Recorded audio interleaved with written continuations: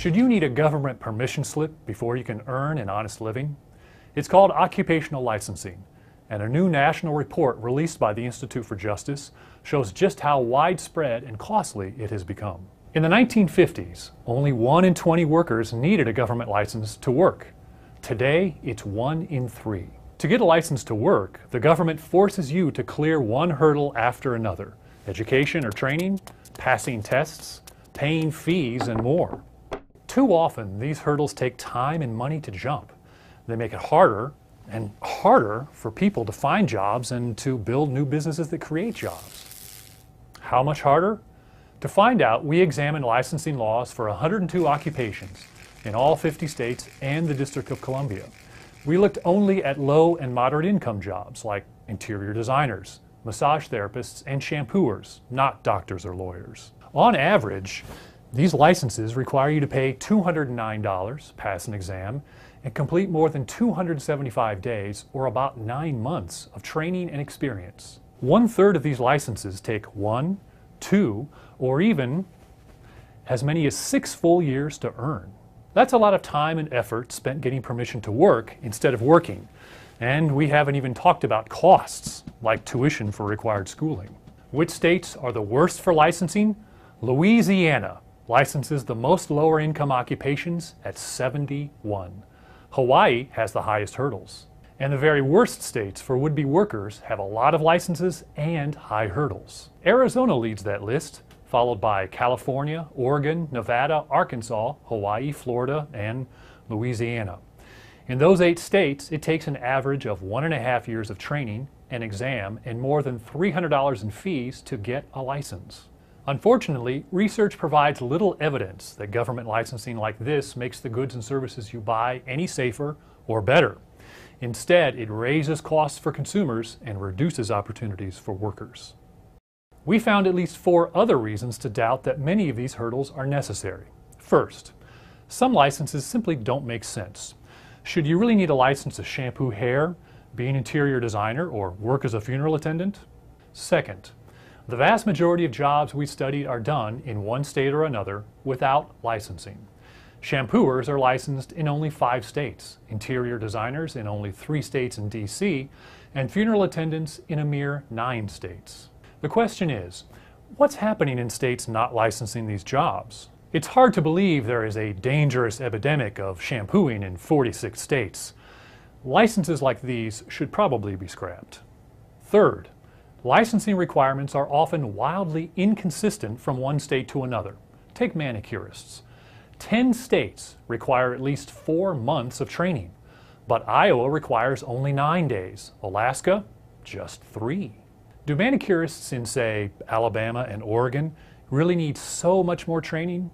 Lowering hurdles like these would make it easier for more people to find work and create jobs for others. Fourth, the difficulty of jumping licensing hurdles often has little to do with the safety risk of the job.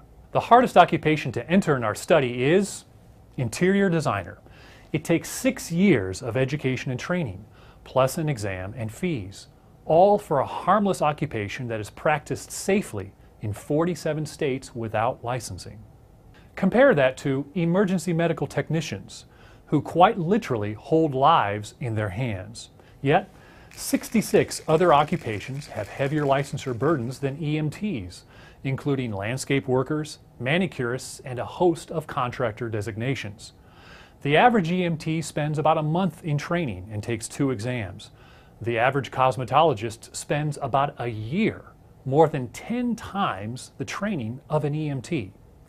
This doesn't mean that EMTs should face higher hurdles. Other occupations should face lower hurdles, or none at all. Licensing may have little to do with protecting public health and safety, but it does protect those who already have licenses from competition. Raising barriers keeps new competitors out and prices high. If state lawmakers want to help more people find jobs, they should start by clearing away licensing barriers that do little more than protect some people from competition by keeping others out of work. Discover more at ij.org/license-to-work.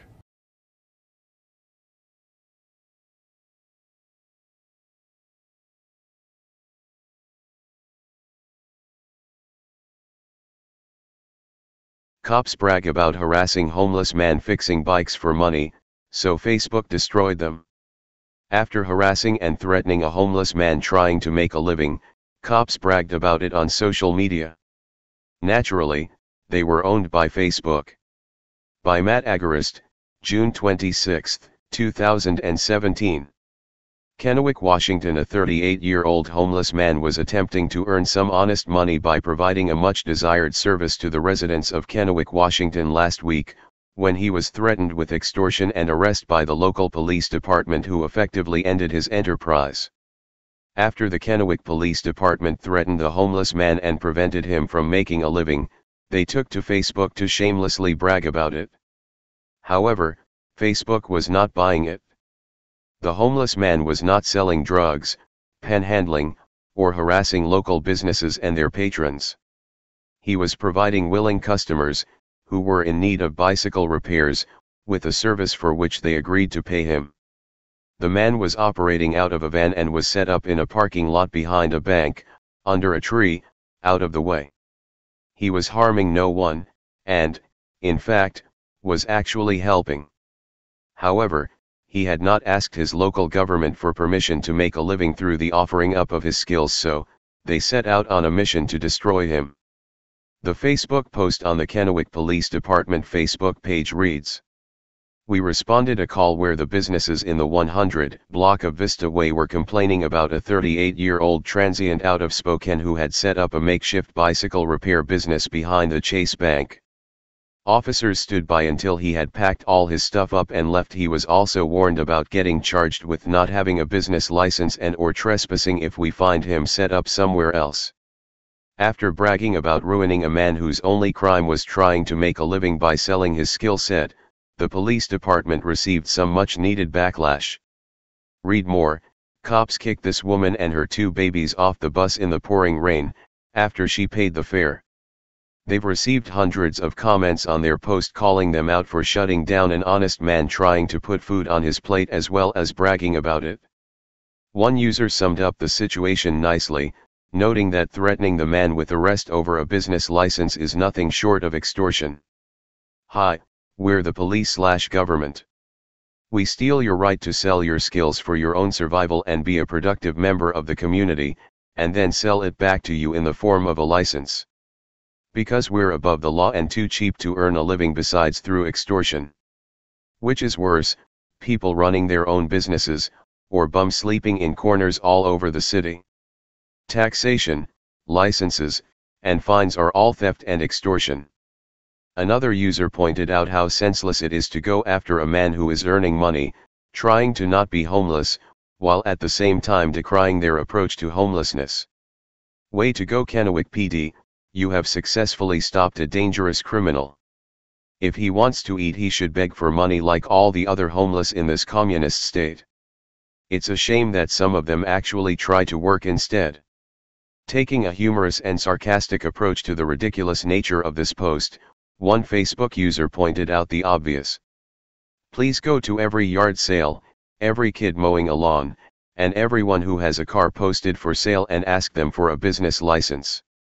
I don't want anyone doing business without paying their extortion fees to you and your gang. Don't you have a church bake sale to go bust up somewhere?" Summing the situation up perfectly, Facebook user, Brent, wrote, "You proudly publish the fact that you harass entrepreneurial people and make it hard for them to work and earn an honest buck. What was the public safety concern? Might he have accidentally left someone's tires a bit squeaky? Thank God you were there to keep the community safe." What the response to the Facebook post illustrates is that a heartening trend is growing on social media, showing that people are waking up to the state persecuting individuals over victimless crimes. A previous example of this trend was illustrated by the Alameda County Sheriff's Department posting a photo of a deputy arresting a man for selling fruits and vegetables on the roadside and attempting to justify it. When people read the department's justification, they lashed out peacefully to let them know what they were doing is wrong. Read more. Gun-mounted flashlights linked to deadly accidental police shootings. Legality does not dictate morality. The photo, which has sparked so much backlash online, depicts a deputy confiscating strawberries and mangoes while the man selling them sits on the sidewalk in handcuffs. What's going on in the photo is clear as day. However, the sheriff's department took to penning a lengthy post in a futile attempt to explain and justify it. Naturally, they were owned by Facebook. Hopefully these police departments heed the advice on their own pag, because this is how progress is made. The citizens already see it. It's time for cops to see it too. Hey Charlotte County, this is Charlotte County Cop Watch, and I wanted to explain what fair use is. You can use pieces of news articles if you're doing it for news reporting, you have commentary, and you're doing it for education purposes. So that's what fair use is, as you can see right here. Another reason why I wanted to make this video is to let you know I have just joined with Patreon. A nice thing with Patreon, I make no money on YouTube. They took the money away years ago, and so this is another way to give, and it's a nice thing too, because you can give monthly. You can give $1, $5, $10, whatever. I do 4 to 5 hours a day on trying to wake the sheeple up on how corrupt it is and different ways that you can fight the corruption. So Patreon is a way that you can do it, and then of course the old way is still there. Donate to Charlotte County Cop Watch with PayPal or credit card. So keep that in mind. 4 to 5 hours a day. I make no money, but the corruption happened to me and I'm sick of it, so I'm trying to wake people up. But my wife would love it if if we could get some help out there. There's 47,000 subscribers. Just think if each one of you subscribers just gave let's say actually yes, $1 a month. 47,000 subscribers gave $1 a month. That would be awesome. That's not going to happen. But anyways, that would be great if it did happen. But do the math in your head. Just think about it. Like I said, 4 to 5 hours a day. I get no money from YouTube. YouTube has gone nuts. You can't do anything anymore. They're taking the money away everywhere. So these are a couple different ways that you can still help out with all this time that I put in. And as you know, I'm in a special situation where, at least I can do it. 4 to 5 hours a day. We have a cleaning company during the day. That's what allows me to do this, and we're debt free. So this is my hobby. I don't go fishing and all that other crap. I try to save the world. So help me out to make the wife happy, man. In fact, if you guys did give $1 a day, and there was 47,000 of you, and you did it, and each of you gave $1, and that was every month, oh my God, yes, I could quit. I could start suing them. Another idea too that we have is, if I got some funds, we could actually contact everyone that has been ticketed and or arrested and put in jail and start sending them postcards to let them know we're here, and to see if everything went all right, and if it didn't, find out their story. So we could even do more investigations and more lawsuits. Lawsuits take money. So just think about that. 47,000 of you so far right now. $1 a day. $1 a month on Patreon, or $5 a month Patreon, 10, 20, whatever.